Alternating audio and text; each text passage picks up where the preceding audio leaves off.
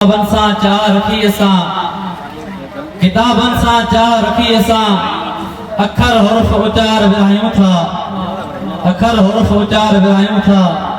जिते नफ़रत पालन था माण्हू पुटन वांगुर, जिते नफ़रत पालन था माण्हू पुटन वांगुर, उसे असीं मोहबतूं ऐं प्यार विरायूं था, उते असीं मोहबतूं ऐं प्यार विरायूं था।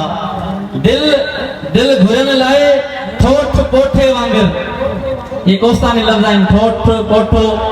दिल दिल घुरन लाए ठोठ पोठे वांगुर, बंजू चवन था पैसो आ। दिल दिल घुरन लाए ठोठ पोठे वांगुर, बंजू चवन था पैसो आ। पर असीं को बि उल्फत जो इज़हार विरायूं था, अखर हुर्फ ऐं उचार विरायूं था।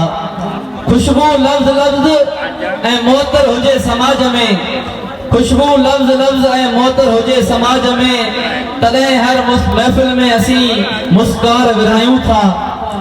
ज़मीन त बारानी आ पर जे वसन मुदायता मींहं, ज़मीन त बारानी आ पर जे वसन मुदायता मींहं। चवन सादा कोहिस्तानी असीं मुंग ऐं ज्वार विरायूं था, अखर हुर्फ उचार विरायूं था।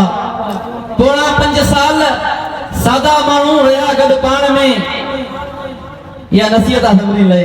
पोणा 5 साल सादा माण्हू रहिया गॾु पाण में, आई इलेक्शन त अबोज जवन सरदार विरायूं था।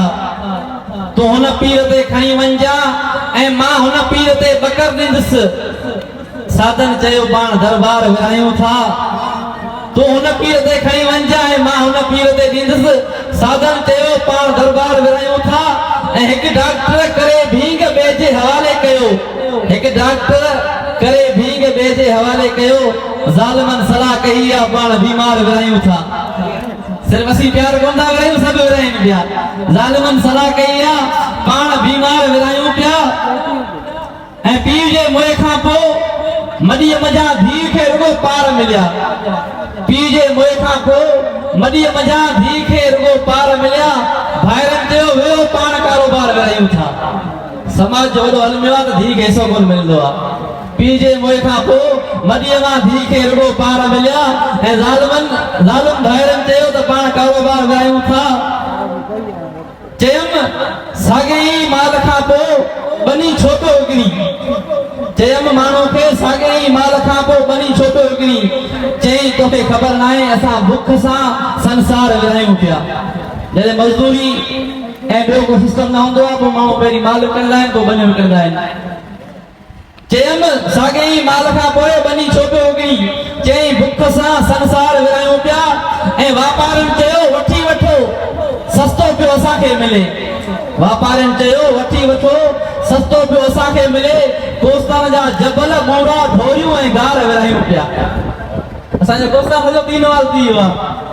हिकु मरहूम गुलसन कलमती अलाह हुनजी क़बर ते रहमत वसाए, हुन तमामु घणो कोस्तान जे लाइ ॻाल्हायो। ऐं वरी ॿिन्हिनि ॾाणनि अदीबनि दानिशरनि खे अर्ज़ु कंदुसि असांजो कोस्तान हाणे कोन बचियो आहे, बाक़ी वञी बचियो आहे, असीं ॼण के हिते महिमान आहियूं। वॾनि वापारियुनि पाण में सलाह कई वठी वठो सस्तो थो मिले। कोस्तान जा ॿूड़ा जबल भुठियूं ऐं गार विरायूं था। वॾो आहे किसो इब्तिदा में थो मां हिते कयां ख़तम इम्तियाज़, वॾो आहे किसो इब्तिदा में मां थो हिते कयां ख़तम इम्तियाज़। अवां सां कुझु दोस्त ई इज़हार विरायूं पिया, किताबनि सां रखी चाह असां, अखर हुर्फ ऐं उचार विरायूं पिया।